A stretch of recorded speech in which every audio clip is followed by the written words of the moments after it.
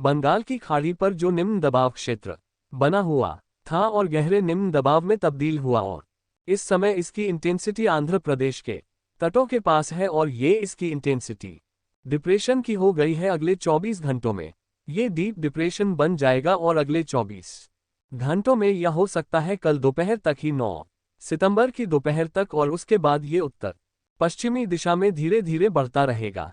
अभी उड़ीसा और आंध्र प्रदेश के तटों से दूर है, लेकिन इसकी जो इंटेंसिटी है, इसका जो प्रभाव है, उसके चलते आंध्र प्रदेश के पूरे तटवर्ती रीजन और साथ ही साथ तेलंगाना, छत्तीसगढ़, उड़ीसा, महाराष्ट्र के विदर्भ और आसपास के तमाम इलाकों के लिए अलर्ट जारी किया गया है। तेलंगाना और उड़ीसा, छत्तीसगढ़, विदर्भ में ऑरेंज अलर्ट है, जबकि रेड अलर्ट जारी किया गया है इस समय आंध्र प्रदेश के तटों के लिए, जहां पर बहुत भारी बारिश इस समय हो रही है और अगले 24 से 36 घंटों के दौरान यहां पर अति भारी वर्षा होने की आशंका बनी हुई है। और क्योंकि साइक्लोन से थोड़ा सा ही कमजोर रहेगा ये सिस्टम और काफी तबाही मचा सकता है कई जगहों पर।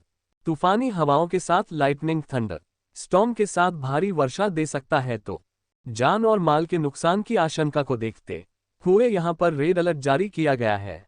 आंध्र प्रदेश के तटीय क्षेत्रों में विशाखापट्टनम, कलिंगापट्टनम और आसपास के तमाम इलाकों के लोगों से मैं अपील करूंगा कि सतर्क यहां पर रहे और इस सिस्टम से मानसून कक्षीय रेखा बीकानेर को कनेक्ट कर रही है, यानी राजस्थान के उत्तरी क्षेत्रों के बीच बनी हुई है। और अन्य मौसमी सिस्टम बहुत ज्यादा सिग्निफिकेंट नहीं है कई मौसमी सिस्टम, लेकिन प्रभाव बहुत ज्यादा नहीं है। जो ऑफशोर ट्रफ है वह इस समय कर्नाटक और केरल के तटों पर ही सीमित है, महाराष्ट्र के तटों की तरफ नहीं है और उत्तर भारत के पर्वतीय क्षेत्रों के पास एक WDV इसके प्रभाव से तमाम पर्वतीय क्षेत्रों के ऊपर काफी बादल दिखाई दे रहे हैं, तो तमाम जगहों पर बादल बने हुए हैं और अगले 24 घंटों में बादल बनेंगे और बढ़ेंगे।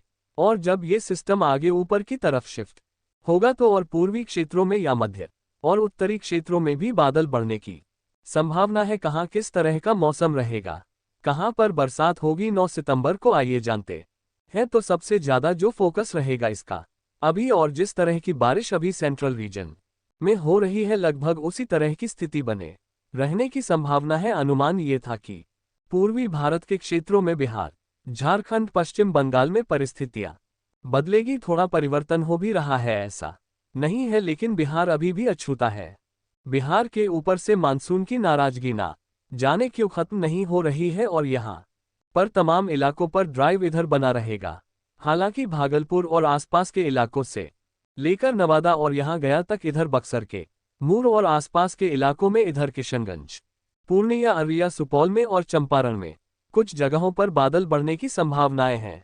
हवाएं पूरे राज्य पर तेज हो जाएंगी पूर्वी दिशा की, और बादल भी पूरे राज्य पर ज्यादा दिखाई पड़ेंगे आज की तुलना में कल 9 सितंबर को। लेकिन बारिश सभी जगहों पर नहीं होगी। पटना, दरभंगा और गया के बीच का जो हिस्सा है, वैशाली का और आसपास के रीजन है, इन सभी भागों में ज्यादातर जगहों पर ड्राई वेदर रहेगा। झारखंड में कई जगहों पर बारिश होगी। गंगी, पश्चिम बंगाल में कोलकाता समेत तमाम इलाकों में बारिश की जो इंटेंसिटी है वो थोड़ा सा बढ़ रही है अगले 24 घंटों में, और साथ ही साथ इंटेंसिटी यहां पर सिक्किम और उप हिमालयी पश्चिम बंगाल के भागों में बढ़ रही है। पूर्वोत्तर भारत में असम और मेघालय, नागालैंड तथा अरुणाचल प्रदेश के कई हिस्सों में बारिश तेज हो सकती है, और मणिपुर, मिजोरम, त्रिपुरा में कुछ स्थानों पर हल्की वर्षा, कहीं पर मध्यम पछाड़े गिरने की संभावना यहां पर दिखाई पड़ रही है। भारत के क्षेत्रों की बात अगर करें तो उड़ीसा के भागों पर भी बारिश जारी रहेगी, और यहां पर छत्तीसगढ़ के ऊपर आप देख सकते हैं रायपुर और बलौदा बाजार, भाटापारा, कबीरधाम, कवर्धा, बेमेतरा से लेकर के उत्तरी क्षेत्रों में रायगढ़ और यहां तक कि कोरिया, सरगुजा और अंबिकापुर, बिलासपुर, इन सभी भागों में कई जगहों पर मध्यम से भारी वर्षा हो सकती है। उत्तरी उड़ीसा में भी कुछ जगहों पर, रोरकेला और आसपास के भागों में कई हिस्से ऐसे होंगे जहां पर भारी वर्षा की संभावना है। और दक्षिण पूर्वी रीजन पर थोड़ा सा इंटेंसिटी इस मॉडल के हिसाब से कम होती नजर आ रही है, लेकिन मुझे ऐसा लगता नहीं है कि सुबह के समय कम हो जाएगी। सुबह के समय इन्हीं जगहों पर आफत रहेगी, कटक, पुरी, पारादीप और आसपास के रीजन पर, और आफत इस तरह की रहेगी कि हवा बहुत ज्यादा चलेगी, साथ ही साथ ऊंची लहरें उठेगी। कोस्टल रीजन के लिए चैलेंज रहेगा।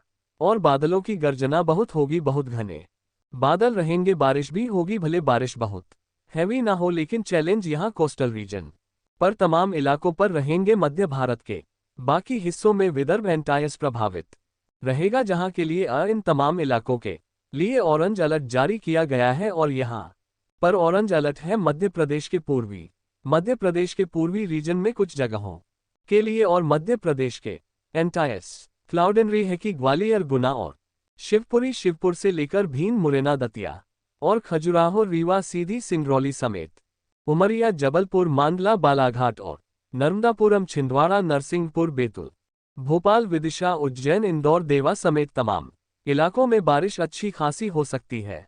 विदर्भ में एंटा रीजन में बारिश होगी और मराठवाड़ा तथा मध्य महाराष्ट्र के क्षेत्रों पर भी बादल बढ़ेंगे, और बादल पूर्व की तरफ से ही बढ़ेंगे तो नांदेड़ से लेकर संभाजीनगर और गांव के बीच में कई जगहों पर वर्षा होगी। और उसके बाद जब इंटीरियर पोर्शन की बात बारी आएगी तो हो सकता है शाम या रात में यहां पर भी अहमदनगर, पुणे, सांगली, सतारा, कोल्हापुर, नंदुरबार, धुले, जलगांव, नासिक, इन तमाम इलाकों पर भी बरसात देखने को मिले। और कोंकण, गोवा के रीजन में एंटायस न में बारिश होगी। गुजरात के पूर्वी रीजन पर भी चांसेस है moderate light to moderate showers के, लेकिन अच्छी बात है कि यहां पर इंटेंसिटी बारिश की बहुत रिड्यूस हो रही है और दायरा भी सीमित हो रहा है। लेकिन इसके बावजूद अरवल्ली, महिसागर, मोडासा और छोटा छोटा उदयपुर और आसपास के इलाकों में कुछ स्थानों पर वर्षा अच्छी हो सकती है।